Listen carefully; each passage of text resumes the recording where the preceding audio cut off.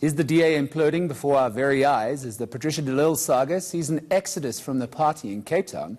And is the ANC Integrity Committee a toothless tiger that members simply don't fear? The PolitBureau is now in session. I'm Nicholas Bauer, connecting the dots for you on this Sunday.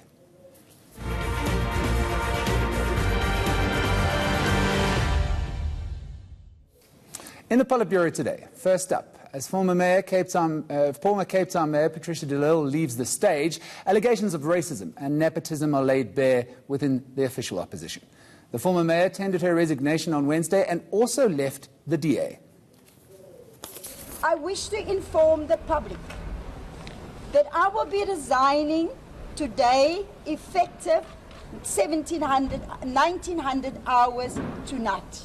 Desperation, the resentment, the hatred of the DA, they must now really stop with that. I'm finished and I'm done with them. They are leaderless, they are rudderless, they don't have any direction where they are going, and they must stop lying to the people of South Africa. Well, 8 other people resigned as DA councillors, including the now former Cape Town Chief Whip, Sean August, and Mayoral Committee member Brett Heron. The problem is a complete abandonment by the Democratic Alliance of the values and of the manifesto that it put out in 2016.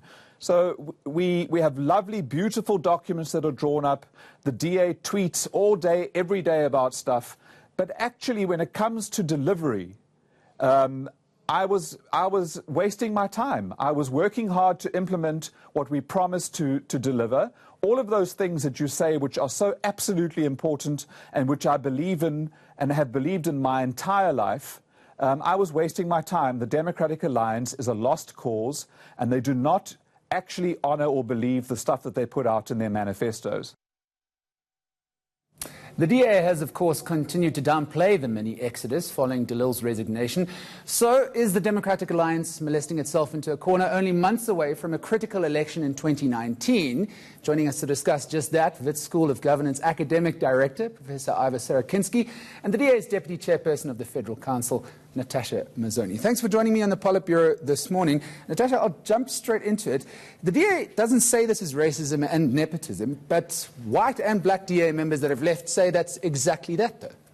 It's interesting that these white and black members of the DA that have left, specifically one just on the 4th of September was willing to stand as the mayor of Cape Town when not elected to that position by the Democratic Alliance through an internal process, now claims this massive amount of racism. All of the councillors that have left, I think, have shown that they are members of a member and certainly not members of a political party.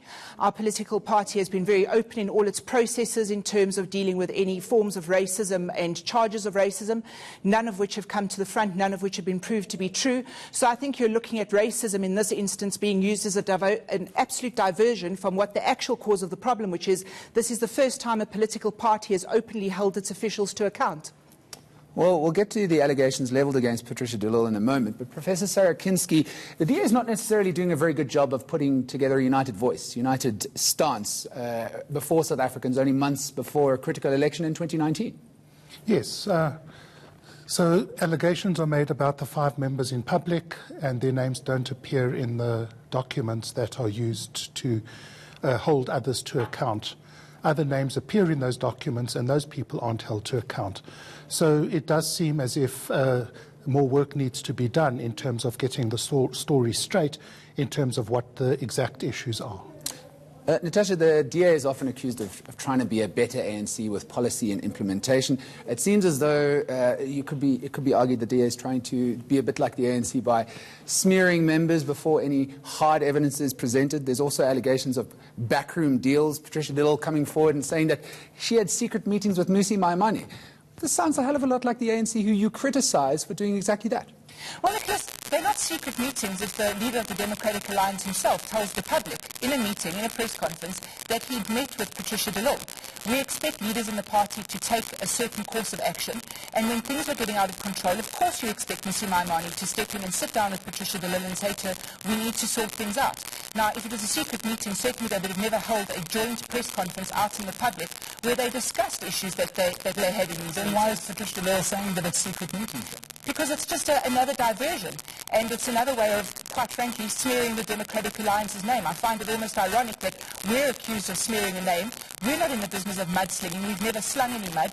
We wished her well with her resignation. In a statement I myself issued on behalf of the party, we wished her well, we wished the other members well. Certainly no smearing from our side. Well, it's interesting that so many people are saying the exact same thing. I mean, is the DA leadership as rudderless as these fleeing members claim? I mean, not so long ago you had a confrontation in the Western Cape of the Premier position with the federal leader, Lucy Maimane, putting his name forward when he seemingly didn't even have support in the province. So it doesn't seem like a party that's really focused and united. Who's in charge of the DA? I think our party has never been more focused and more strategically aligned to our goals, which are freedom, fairness, opportunity and diversity. You saw that coming through very strongly in our Congress, where all of the provincial leaders were given an opportunity to stand up and speak on behalf of their provinces, all of them strongly behind Mr. Maimane. And I think if we look at this, the fact that Mr. Maimane has handled this matter the way in which he has, I certainly wouldn't have been as polite as he's been if I was being called a puppet and a leaderless, rudderless leader. I think he has shown beyond doubt that he is the man to lead us into a win in 2019. And I think recent by-election results and our massive improvements in areas have shown that people certainly understand what the DA's view is and what we're trying to achieve. Well, perhaps these allegations don't occur in a vacuum. It's not only a black and white leader. I mean, these allegations and problems within the DA, to my mind, straddle nepotism and class. Indeed. So I think there is some sympathy for the DA in saying that it's not a race issue. But that doesn't mean that there isn't another underlying dynamic going on. And if we look at the movement of poor people out of the inner city, it does take the appearance of forced removal. And what's behind this? Real estate in the inner city is incredibly valuable. And a lot of money is coming in for the development of their cities because development is saturated in other parts. So where is their development potential? And it's in the poorer parts of the inner city of Cape Town now. And where there is some serious questions to be asked is who's behind these developments? Why is the city of Cape Town giving certain developers privileged access to public resources? The big issue is the 100 million discount on city-owned land.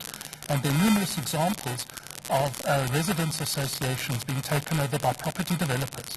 And I think the journalists now need to start to do some investigative reporting on what the relationship is between the DA and property developers, because there is a cleaning out of poor people from the inner city of Cape Town. How do you respond to that, Patricia? I mean, discounts of 100 million, we've got also allegations that this whole fight between the DA and Patricia stems from the fact that she was trying to focus investment away from the Western Cape government's own investment vehicle, Westgo, to other investment trusts. I think this is the exact reason why Bowman Gilfillan, a completely independent law firm, was asked to come in and do a forensic investigation to all these allegations. This investigation is now underway. Criminal charges have been laid. I think the City of Cape Town now goes to a period of introspection and looking at exactly what went wrong, how it was allowed to go wrong. And speaking to Prof earlier, I said one of the important things that we need to look at is governance models and governance measures and how we put things in place to ensure that we actually hold all officials to account and make sure that we practice what we preach. We take the politics out of it and we put actual policies and principles in place to make sure that that can never happen. And I think one of the very fundamental principles that we have is ensuring that we have a freedom, and that freedom doesn't only mean the right to vote, it means the freedom to live and work in an area and live in a space. Integrated development is absolutely essential, and this is something that I think Dan Plato is going to be very good at doing as the incoming Mayor of Cape Town, Mayor-elect of Cape Town. Is he himself is going to have a massive task on his hand, is looking at integrated development within the city of Cape Town. Massive task indeed, but with respect, Ms. Mazzoni, how is the DA going to win an election like this? The only thing that you've been able to campaign on to date is illegal migration. So on what national issue are you going to present a united front and actually get enthusiastic South Africans to go to the polls for the DA? I think as we roll out our campaign, you're going to see we're focusing on key areas in our campaign, and those key areas are going to what's going to get South Africans excited about the Democratic Alliance. We have a viable option.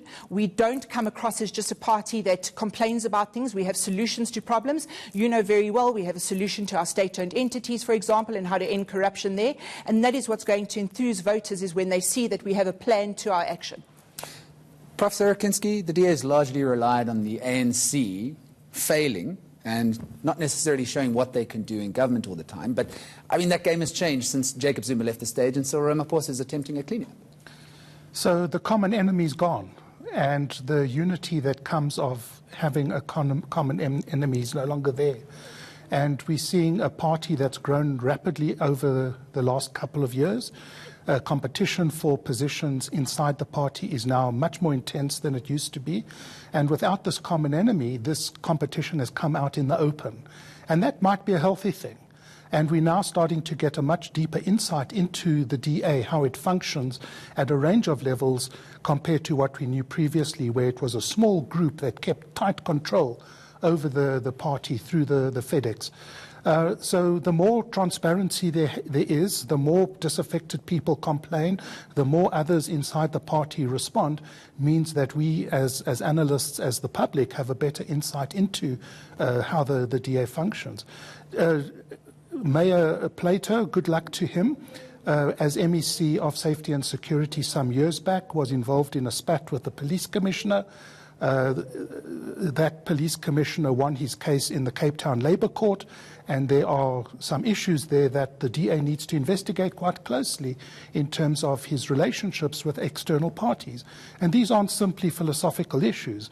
This comes down to a mayor who's going to be leading a very important city in South Africa being associated with potentially unsavoury characters. A last and final word from you, Prof. Is the DA doing the right thing by, some would argue, negatively campaigning? I mean, illegal migration is not exactly a positive issue, is it? And also the DA has been accused in the past of negative campaigning. We remember Tony Leon's Fight Back campaign and, of course, Stop Zuma in 2009 and 2014. I mean, is it not wiser to try and focus on a positive vision? Well, attacking your opponents and the extent of that is fair game in politics. I think that the anti-immigration, the anti-migrant issue is a very unfortunate choice of issue to campaign on. It brings out the worst instincts in people who are insecure and vulnerable in society, and it has the potential to cause major flashpoints and violence in the campaigning environment. And we've seen this in the south of Johannesburg, where Mayor Mashaba went in and said various things that were unfortunate. And shortly thereafter, attacks on people from other countries in South Africa's borders. And it's volatile, and one needs to treat that with caution. A final word from you, Mrs. Mazzoni, before we move on. Why should the people of South Africa put their trust in the DA if you are at 6s and 7s so close to an election? We are the party of accountability. We've proved this by taking a reputational knock, by holding someone who held a high position in the DA accountable. We did it in a transparent fashion.